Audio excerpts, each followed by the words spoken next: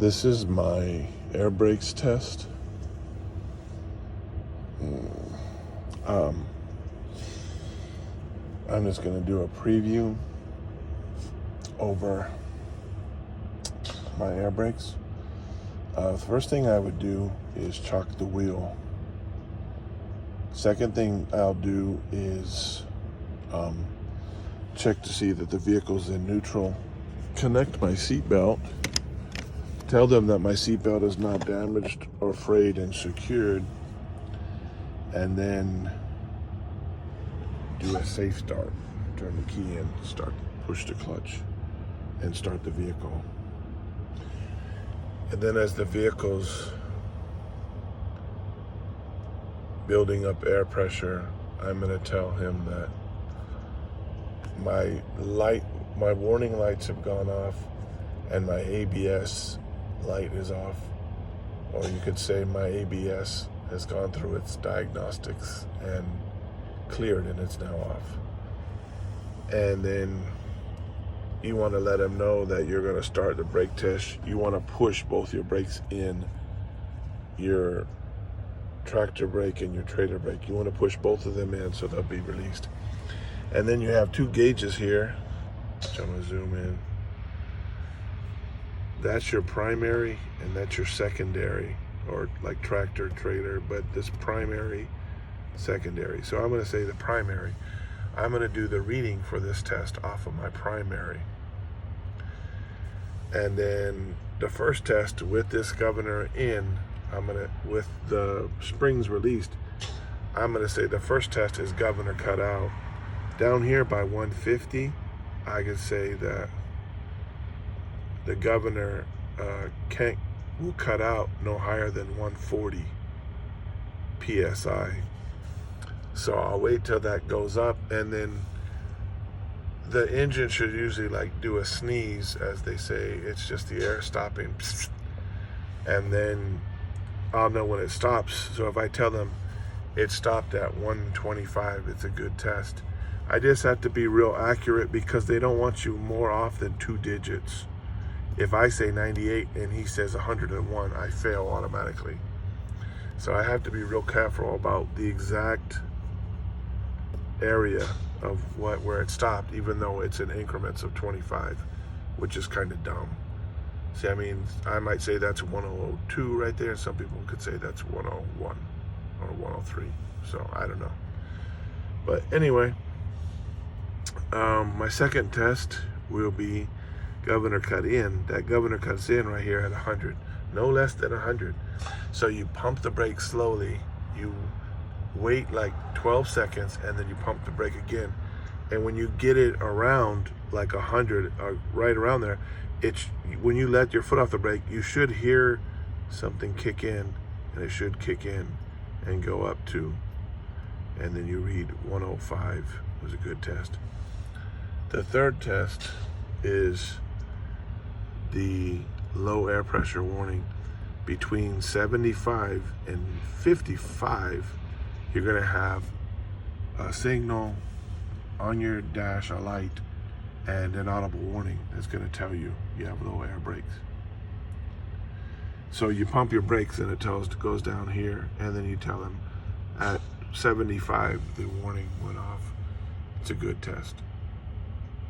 So the next test, you say the next test is my applied leak test, and I have to let my air build back up because your air is going to be down. So when your air is down like that, then you're going to ask him, can you do your in-cab inspection? My in-cab inspection, the first 3 things you're going to say is you have 3 reflective triangles, red in color, not damaged or broke for emergencies. Second thing is you have a fire extinguisher. It's 10 BC rated, it's up to date, and it's not leaking, and it's secured. And the third thing is you could say, in my glove box, I have extra electric fuses. Then I go by visibility. The next thing I'm going to say is my mirrors are not cracked, damaged, and have no illegal stickers on them. And they're set best to my personal visibility. My windows are clean and free of debris, no illegal or non-DOT rated stickers on them. Then I'm going to go with my windshield wipers, which I'm going to turn on. So I'm going to say my windshield wipers both work. And I'm also say my hold the button in, and you're going to say my windshield wiper washer is working and is complete and filled to the proper level. Then I'm going to go on this side of the dash. I could either say start with my horn, but I have to say I have a city horn, and then I have a highway or emergency horn. And then I'm going to zoom in again because I'm going to say my gauges. First gauge is water. It's going to be properly between 150 and 200 Fahrenheit. The next one is going to be my oil, between 40 and 60 psi. The third thing will be up here in this truck it's digital, in another truck it's manual, but it's going to be your voltage between 12 and 14 volts. It's charging at the correct level. And then over here you have primary and secondary air hoses. So your primary and secondary are both working. Then you'd say, wow, the other way, all of my gauges are working. And then you go over here and you want to point out, you can turn on your heater and defroster. And you want to say, like, you want to show them my heater and defroster. Put both your hands up. My defroster is both working and operational. And I believe that's it. And then you should have enough air for the next test. But on this test, you're actually going to turn the vehicle off. There's my keys. You're going to turn the vehicle off. So when you turn the vehicle off, then you're going to apply the brake pressure, and you're going to tell him,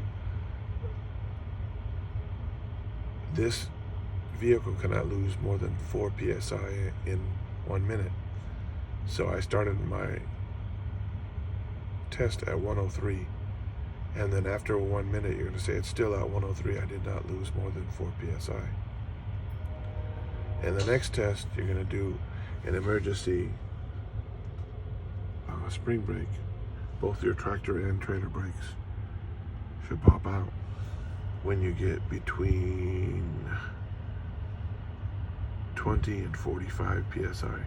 So you pump the brakes till it goes down to there, and then you say at 25 psi, both brakes popped out, and that was a good test.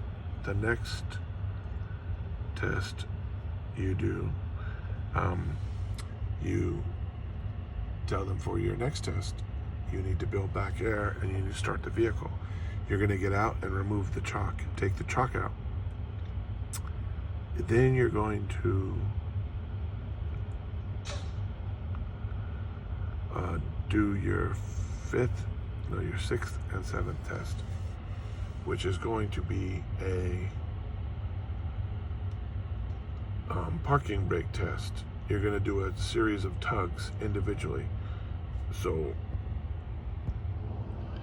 you're going to put it in gear, and then first push in the trailer brake. So you're going to test your tractor brakes, and then you do a tug, and it should move. Then you're going to pull this one out and push that one in. So then you're going to test your trailer brakes, and you're going to do a tug, and that doesn't move. And the last thing you do, you're going to build up air again if it dropped down for any reason, and do a service brake test. And you're going to push both brakes in, and you're going to put your truck in gear, and you're going to tell them that you're going to pull forward about 5 feet, and 5 feet, you're going to push the brake, and the steering wheel should not turn to the right or to the left in a jerk, because that would be an imbalance in the air brakes. So you pull forward and then you say, my steering wheel did not move to the right or to the left. And then you say it's a good test. And then you take it out of gear and then you wait for what the DMV person is going to ask you to do.